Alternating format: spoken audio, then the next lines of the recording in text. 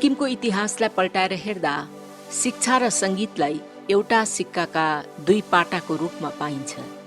सिक्किमका अधिकांश पुराना सङ्गीतसेवीहरू शिक्षक थिए। शिक्षा एक पावन क्षेत्र भएर यसको मलिलोपनमा सङ्गीत फस्टाउन सकेको हुन सक्छ। मलिलोपन यति प्राकृतिक जसलाई वाणिज्यीकरणको रासायनिक सारको आवश्यकता नै परेन। सङ्गीतका मालीहरू व्यापारी थिएनन्, न त निहित स्वार्थले प्रेरित थिए। आफ्ना प्रतिभाको ढोल पिट्न सकेनन् पुराना सङ्गीत प्रतिभाहरूले, न त उनीहरूलाई प्रचार प्रसारका चोर बाटोको आवश्यकता नै पर्यो। प्राकृतिक रूपमा र स्वच्छ प्रदूषण रहित सङ्गीतमय वातावरणमा उनीहरू हुर्के अघि बढे।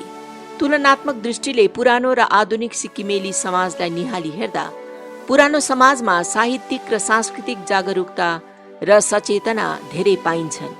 आफ्ना भाषा, साहित्य र सङ्गीतका संरक्षणको महत्त्वलाई विशेष गरी सभ्य र शिक्षित वर्गले राम्ररी बुझेका थिए।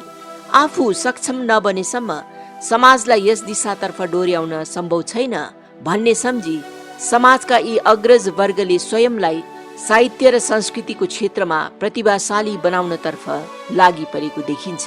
यसैले उनीहरू कलाको एकमात्र विधामाथि सन्तुष्ट नभएर विविध कलाकारितालाई अपनाउन पुग्छन्। खुलस्तै भन्नुपर्दा साहित्य र सङ्गीत पर्याय बनिदिन्छन्। यस्तै पर्यायका एक आदर्श हुन् साहित्य र सङ्गीतका सेवक भुपाल लामिछाने। लामिछाने र उनका निकट व्यक्तिहरू प्राय बितिसकेकाले उनीबारे धेरै जानकारी हासिल गर्न सकिएन। उनको स्मरण नगरे अन्याय हुन जाने सम्झी सीमित जानकारीको आधारमा गायक लामिछानेको परिचय गराइरहेछु। भुपाल लामिछानेले सन् 1936मा 18 फरवरीको दिन दुर्गावीर लामिछाने र सत्यरूपा लामिछानेको सन्तानको रूपमा जन्मग्रहण गरेका हुन्। सिक्किमका पुराना लेखक र गायकहरूको सूचीमा पर्ने तर समाजले प्राय भुलिसकेका एक प्रतिभा हुन् उनी।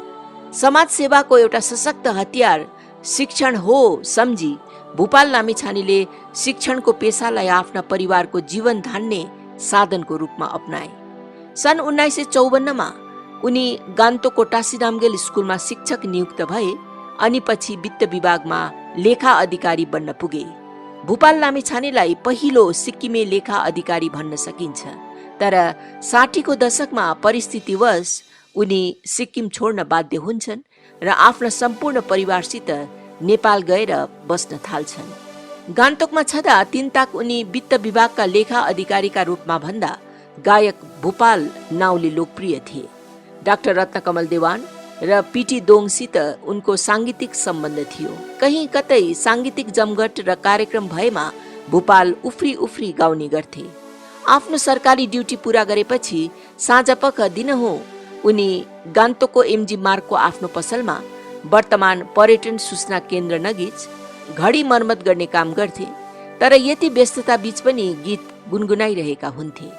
सङ्गीत मात्र होइन, भुपाल लामिछाने एक लेखन प्रतिभा पनि थिए। उनले धेरै कविता र लघुकथाहरू लेखेका थिए। सन् 1950मा अपतन साहित्य परिषदद्वारा प्रकाशित इन्द्रकील पुष्पाञ्जली पत्रिकामा भुपाल लामिछानेका कविताहरू प्रकाशित हुन्थे। उनी नाट्य कलाकार पनि थिए र उनले अभिनय गरेका नाटकहरूमा एउटा थियो कमल। 1950 सालमा आयोजित गान्तोकको टासी नामगेल हाई स्कुलको रजत जयन्ती समारोहमा प्रस्तुत यस नाटकमा उनले ठुलेको भूमिका खेलेका थिए। खेलकुदको राम्रो ज्ञान भएको हुनाले भुपाल तिनताक फुटबलका रेफ्री पनि थिए। भुपाल लामिछाने अपतन संस्थाका एक सक्रिय सदस्य थिए। उनीबारे खोजी गर्दा अपतनबारे रोचक घटना थाहा हुन गयो, जो यहाँ उल्लेख गर्न सही ठान्दछु। 50को दशकतिर भुपाल लामिछाने राम दत्तलाल ठाकुर, सिडी राई, पदम सिंह सुब्बा, तुलसी बहादुर छेत्री र अगम सिंह तामाङ जस्ता अपतन संस्थाका कर्मठ सदस्यहरू तत्काल कथेर सामूहिक कविता प्रस्तुत गर्ने गर्थे। सबैजना एक ठाउँ भेला हुन्थे अनि एकजनाले एउटा शब्द भन्थे र अर्काले त्यससित मिल्दो छन्दसित अर्को शब्द भन्थे।